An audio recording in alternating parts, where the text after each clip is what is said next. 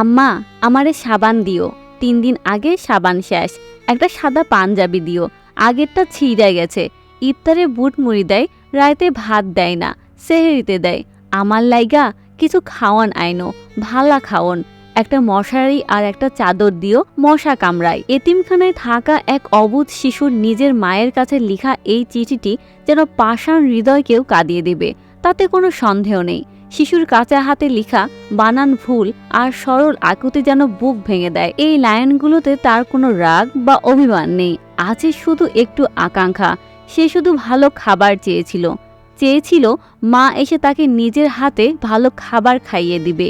এই ছোট্ট শিশুর বয়স কতই বা হবে, যেখানে তার চাওয়া বা আবদার হওয়ার কথা ছিল একটা ভালো খেলনা, একটা ভালো পোশাক, সেখানে তার চাওয়াটা অতি সামান্য। অভাব থেকে অনেকটা আগেই বড় মনের মানসিকতা তৈরি করে নিয়েছে সে। মাটাও বড় অসহায়, একটা কিডনি ড্যামেজ। 2018 সালে তাদের বাবা মারা যায়। 3 সন্তান নিয়ে মা একেবারে অসহায় হয়ে পড়ে।